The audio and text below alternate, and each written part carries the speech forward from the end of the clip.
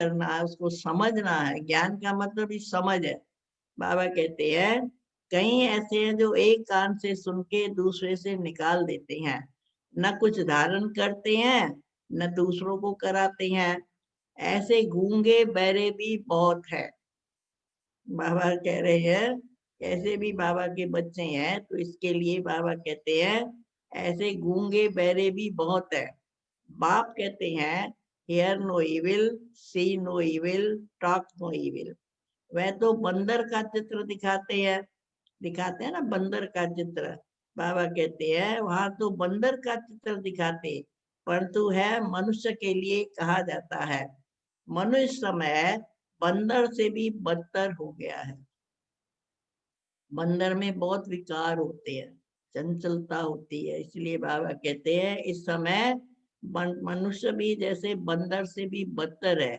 नारद की भी कहानी बैठ बनाई है, सुनाई होगा। नारद ने कहा मैं लक्ष्मी को भरूंगा, तो उसको कहा तुम अपनी शक्ल तो देखो, तुम्हारी शक्ल तो बंदर जैसी है, तुम कैसे लक्ष्मी को भर सकते हो। तो बाबा मिसाल सुना रहे हैं। नारद की भी कहानी बैठ बनाई है। उनको बोला तुम अपनी शक्ल तो देखो, 5 विकार तो अंदर में नहीं होने चाहिए ना। जैसे साक्षात्कार होता है, हनुमान का भी साक्षात्कार होता है। बाप कहते हैं कलप कलप ये तो होता रहेगा। जो जितने भी भक्ति में साक्षात्कार हुए, हनुमान का, गणेश का, कृष्ण का, बाबा कहते हैं ये तो साक्षात्कार होते हैं। हनुमान का भी साक्षात्कार होता है। बाप कहते हैं कलप कलप ये होता है। सतयुग में ये कुछ भी बातें होती नहीं है। कलयुग तो हम स्वयं ही देवता होंगे, वहां कृष्ण राम ये साक्षात हम तो स्वयं ही वहां पर ऐसे होंगे, देवता होंगे। वहां बाबा कहता है कोई साक्षात्कार की बातें होती नहीं, ये पुरानी दुनिया ही खत्म हो जाएगी। जो पक्के निश्चय बुद्धि है वो समझते हैं कल पहले भी हमने ये राज किया था। बाप कहते हैं बच्चे अभी दैवी गुणों को धारण करो। अगर हमको नई दुनिया में जाना है, राज भाग लेना है, देवता बनना है, तो क्या करना है, अब दैवी गुण धारण करो। कोई बेकायदे काम कभी नहीं करना चाहिए। निंदा स्तुति सब में धीरज धारण करना है। ये सब धारणा की बातें बाबा सुना रहे हैं। कोई बेकायदे काम नहीं करो, निंदा स्तुति सब में धीरज धारण करना है, क्रोध कभी नहीं करना चाहिए। तुम कितने ऊंच स्टूडेंट हो, भगवान बाप पढ़ाते हैं, भगवान भी ऊंचे से ऊंचा है, और भगवान के जो स्टूडेंट है वो भी बहुत ऊंचे से ऊंचे हैं, क्योंकि हम ऊंचे बाप के बच्चे हैं। बाप भी ऊंचा है, टीचर भी ऊंचा है, तो सतगुरु भी ऊंचा है। तो बाबा कहते हैं तुम कितने ऊंच स्टूडेंट हो। भगवान बाप पढ़ाते हैं, ये डायरेक्ट पढ़ा रहे हैं, फिर भी कितने बच्चे भूल जाते हैं, क्योंकि साधारण तन है ना। बाप कहते हैं देहधारी को देखने से तुम उठ नहीं सकेंगे।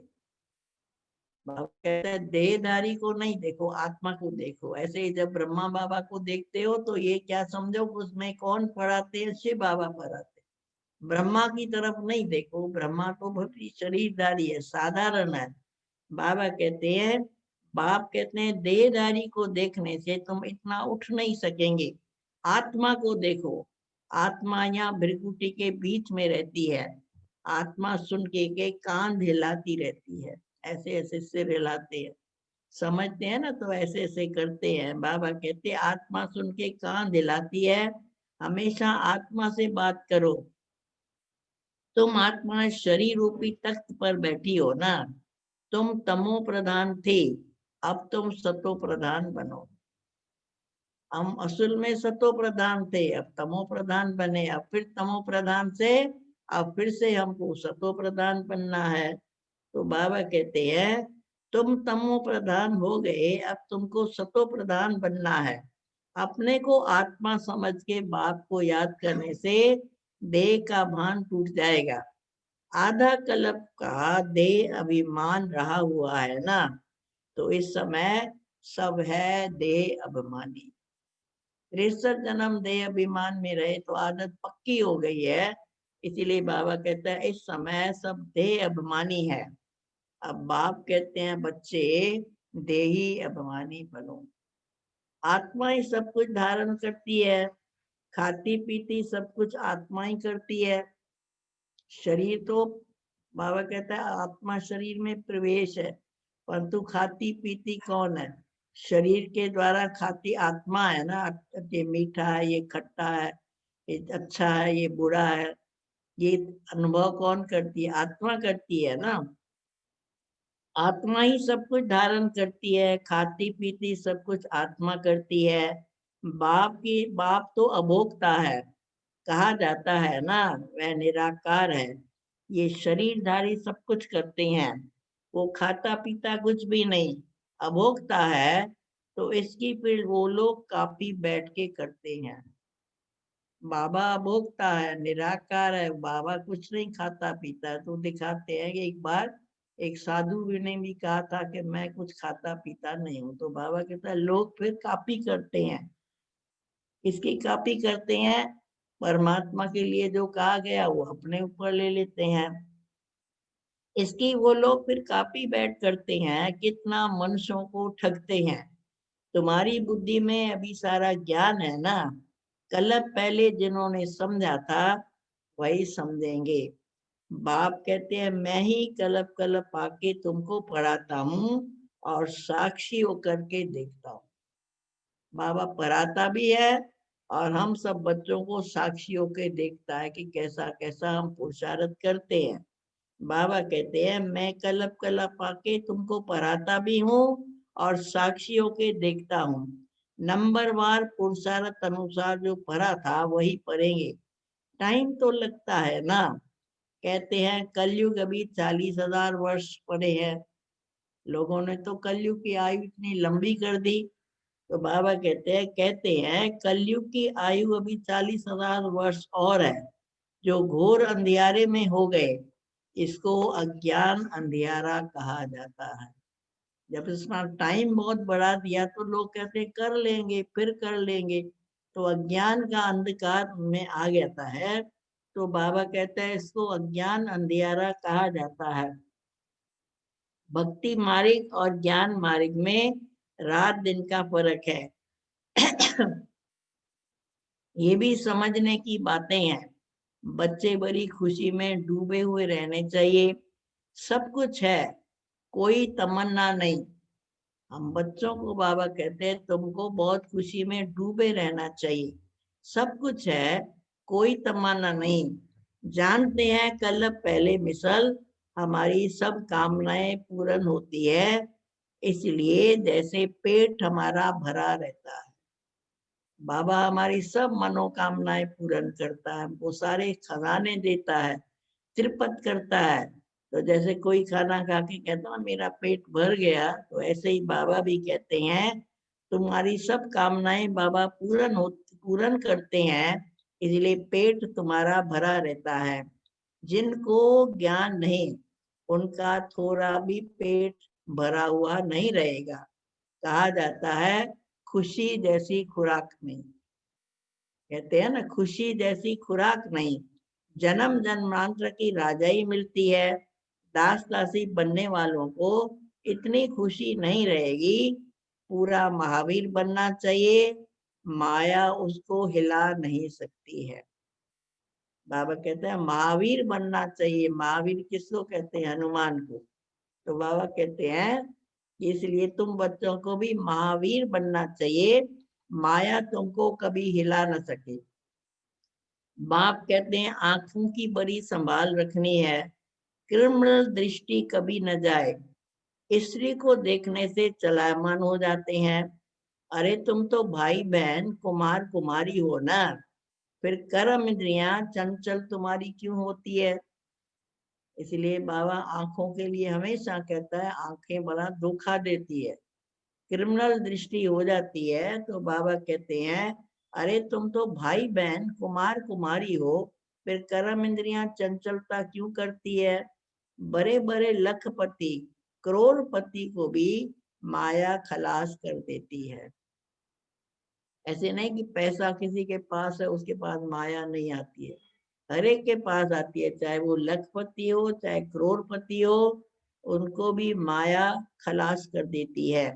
गरीबों की तो माया एकदम मार डालती है, गरीबों को तो माया मार डालती है, पर साहूकारों को भी नहीं छोड़ती है। इसलिए माया जो है किसी समय भी किसी को आके कुछ न कुछ उसमें इंटरफियर करती है। तो गरीबों को भी माया एकदम मार डालती है, फिर कहते हैं बाबा हमने धक्का खाया। अरे 10 वर्ष के बाद भी हार खा ली, अब तो पाताल में तुम गिर पड़े। अंदर में समझते हैं इनकी अवस्था कैसी है। कोई कोई तो बड़ी अच्छी सर्विस करते हैं, यानी बहुत अच्छे कहीं महारथी अपने को समझते हैं, हम तो बहुत समय से ज्ञान में चलते हैं, परंतु बाबा कहते हैं कोई कोई तो बड़ी अच्छी सर्विस करते हैं। कन्याओं ने भी भीष्म पितामह आदि को बाण मारे हैं। गीता में थोड़ा बहुत वर्णन है, ये तो है ही भगवानों वाच्य। अगर कृष्ण भगवान ने गीता सुनाई तो ऐसा क्यों कहते हैं कि मैं जो हूँ जैसा हूँ मुझे कोई विरला ही जानता है। ये तो गीता में भी लिखा है, कोटन में कोऊ में कोऊ मुझे जानता है, कि जो मैं हूँ जैसा हूँ मुझे जानने वाले कोई विरला ही जानते हैं। कृष्ण यहाँ होता तो पता नहीं क्या कर देते, कितनी भीड़ हो जाती। बाबा कहते हैं कृष्ण अगर यहाँ होता तो पता नहीं क्या कर देते। कृष्ण का शरीर तो होता है सतयुग में, ये नहीं जानते हैं कि कृष्ण ने बहुत जन्मों के अंत के शरीर में आके बाबा ने प्रवेश किया है। कृष्ण का जो है पहला जन्म है, ब्रह्मा बाबा का लास्ट जन्म है, अंत के जन्म में यानी ब्रह्मा के तन में बाबा प्रवेश करता है। कृष्ण के आगे तो झट सभी भाग आए। ओ पाद आता है तो देखो कितना झुंड आकर के इकट्ठा होता है। बाबा कहता है अगर कृष्ण आ जाए तो कितनी भीड़ हो जाएगी, अगर पोप आता है तो भी कितना झुंड का झुंड इकट्ठा होता है। मनुष्य थोड़ी समझते हैं इस समय सब पतित तमो प्रधान है। कहते भी हैं पतित पावन आओ, परंतु समझते नहीं है कि हम ही पतित है। पुकारते खुद ही है कि पतित पावन आओ, परंतु बाबा कहते हैं समझते नहीं कि हम ही पतित है। बच्चों को बाप कितना अच्छी रीति समझाते हैं। बाबा की बुद्धि तो सब सेंटर्स के अन्य अन्य बच्चों की तरफ जाती है। बाबा जब मूली चलाते थे तो बाबा के सामने कोई भी बैठा होगा, साधारण भी कोई बैठा होगा, तो बाबा कहते हैं बाबा की बुद्धि सब सेंटर्स के अन्य अन्य बच्चों की तरफ चली जाती है। जब जास्ती अन्य अन्य बच्चे यहाँ आते हैं तो फिर यहाँ देखता हूँ, नहीं तो बाहर के बच्चों को याद करना पड़ता है। जब मधुवन में आते हैं ऐसे बच्चे सामने बैठते हैं तो बाबा उनको देखता हूँ, नहीं तो फिर अन्य अन्य बच्चों को याद करना पड़ता है। इनके आगे ज्ञान डांस करता हूँ। मेजॉरिटी ज्ञानी तू आत्मा होते हैं तो बाबा को बहुत मजा आता है मुरली बजाने में। मुरली बहुत बाबा कहता है फिर मुझे मुरली चलाने में मजा भी आता है। नहीं तो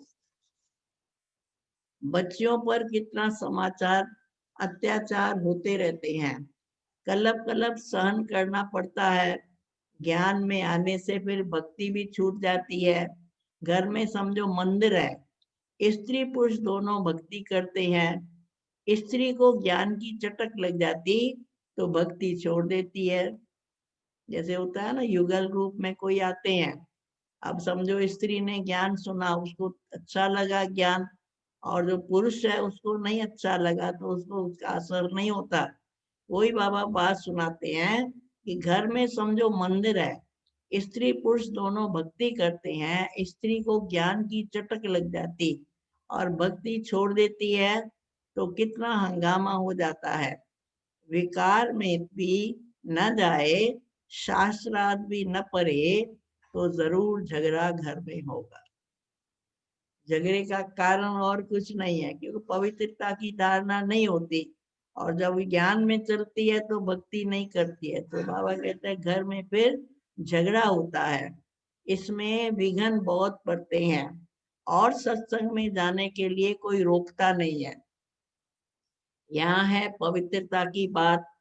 पुरुष तो नहीं कर सकते हैं ना, वो तो जंगल में चले जाते हैं, स्त्रियां कहाँ जाए।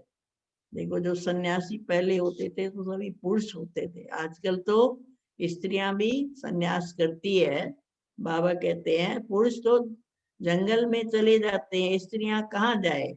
स्त्रियों के लिए वो समझते हैं नर्क का द्वार है, कहते हैं ना नारी नर्क का द्वार है, सन्यासियों ने कहा। बाबा ने कहा नहीं, नारी जो है वो स्वर्ग का द्वार है। और उन्होंने कहा स्त्रियों के लिए कह देते कि नर्क का द्वार है। बाप कहते हैं ये तो स्वर्ग का द्वार है, तुम बच्चियां अभी स्वर्ग स्थापन करती हो, इससे पहले नर्क के द्वार थी। यानी 5 विकारों में फंसे हुए थे। अब बाबा कहता है तुम स्वर्ग स्थापन करते हो, इसमें पहले नर्क का द्वार थी, अभी स्वर्ग की स्थापना होती है। सतयुग है स्वर्ग का द्वार, और कलयुग है नर्क का द्वार। सतयुग में तो बाबा कहता है बिल्कुल तुम संपूर्ण निर्विकारी होंगे, वहां विकारों का नाम निशान नहीं है। तो सतयुग है स्वर्ग का द्वार, कलयुग है नर्क का द्वार। ये समझ की बात है ना। तुम बच्चे भी नंबरवार पुरुषार्थ अनुसार समझते हो, बल पवित्र तो रहते हैं, बाकी ज्ञान की धारणा भी नंबरवार होती है। कहीं ऐसे भी बाबा के बच्चे होते हैं जीवन में पवित्रता को धारण कर लेते हैं, परंतु ज्ञान की धारणा में बहुत कमी है। ऐसे नहीं कि पवित्र रहो और ज्ञान की धारणा नहीं करो तो देवता कैसे बनेंगे। इसीलिए बाबा कहते हैं बल पवित्र तो रहते हैं, बाकी ज्ञान की धारणा नंबरवार होती है। तुम तो वहां से निकल करके यहाँ आकर बैठे हो, परंतु अब तो समझाया जाता है कि गृहस्थ व्यवहार में रहना है, उनको तकलीफ होती है। शुरू शुरू में तो मैंने जो है घर बार छोड़ के जंगल जाके मधुबन में बैठी, बाबा की बच्ची बन गई। अभी बाबा हमको ऐसी छुट्टी नहीं देता है। अभी बाबा कहता है कि गृहस्थ व्यवहार में रहना है, उन्हों को तकलीफ होती है, यहाँ रहने वालों की तो कोई तकलीफ नहीं। तो बाप समझाते हैं कमल फूल समान गृहस्थ व्यवहार में रहते पवित्र तुमको रहना है। अब तो यही बाबा सबको शिक्षा देते हैं कि गृहस्थ व्यवहार में रहो, सब कुछ करो, परंतु क्या करना है, कमल पुष्प समान तुमको रहना है। सो भी इस अंतिम जन्म की बात है। गृहस्थ व्यवहार में रहते अपने को, अब हम आत्माओं को बाबा कहते हैं गृहस्थ व्यवहार में रहते हुए अपने को आत्मा समझो। आत्मा ही सुनती है, आत्मा ही ये बनी है, आत्मा ही जन्म जन्मांतर बिन बिन ड्रेस पहनती है। अभी तो बाबा ने हमको आत्मा का ज्ञान दिया, पहले तो देह समझते थे। आत्मा ही बिन जन्म जन्मांतर बिन बिन ड्रेस पहनती आई है। अब हम आत्माओं को वापस जाना है, बाप से योग लगाना है।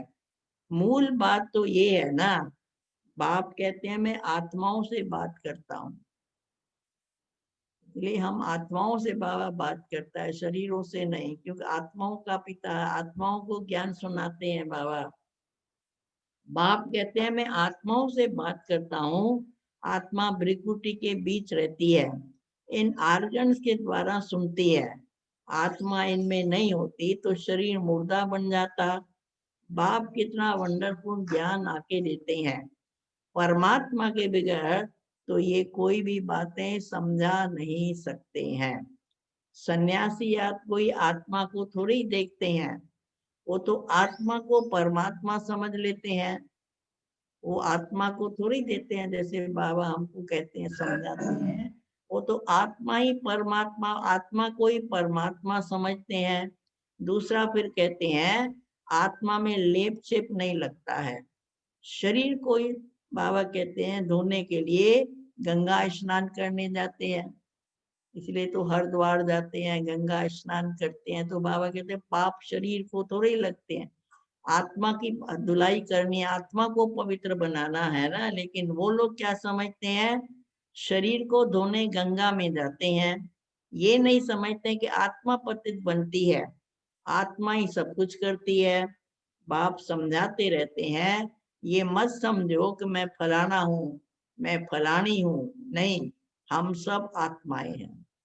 चाहे भाई है, चाहे बहन है, चाहे मेल है, चाहे फीमेल है, सबको बाबा कहते हैं अब ये समझो हम सब आत्माएं हैं। जाति पाति का कोई भेद नहीं रहना चाहिए, अपने को सिर्फ आत्मा समझो।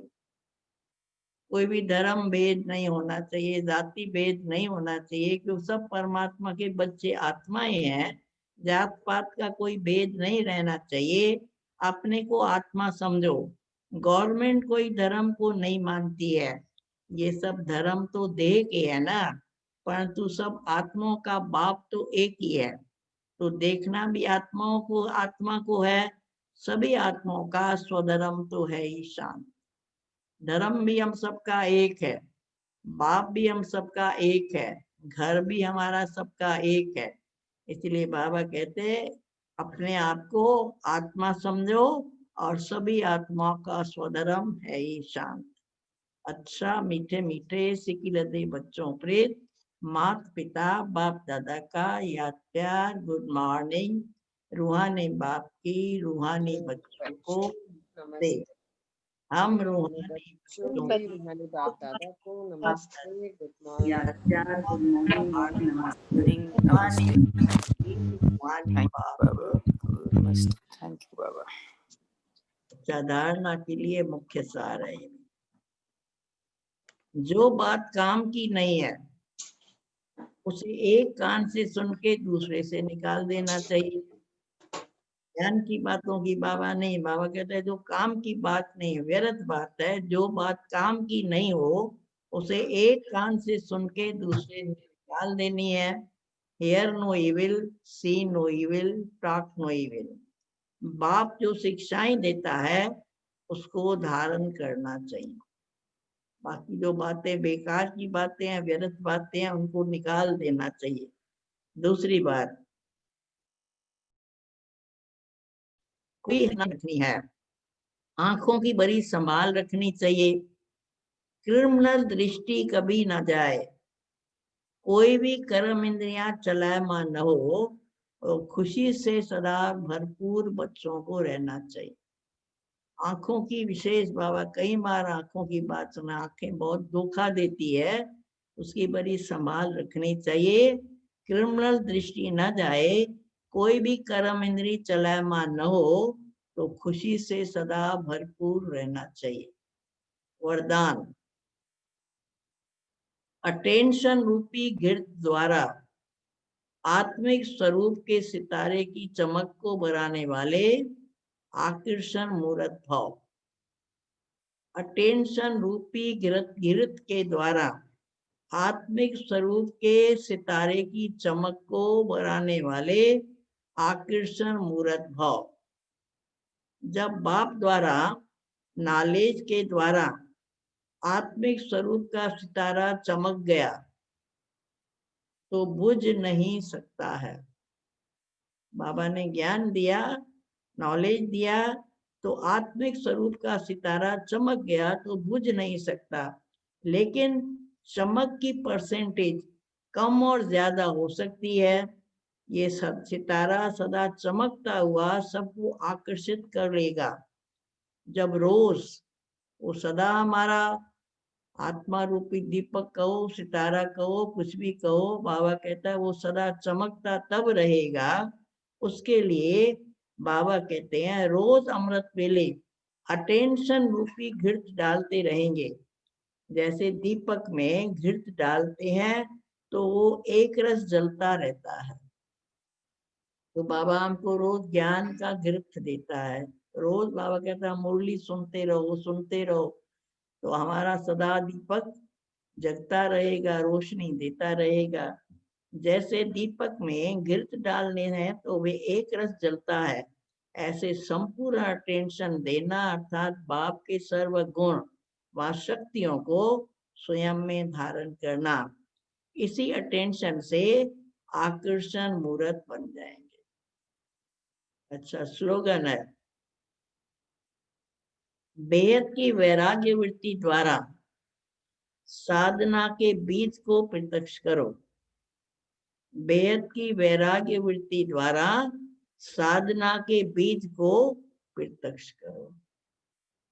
ओम शांति। सभी भाई बहनों ने सुना?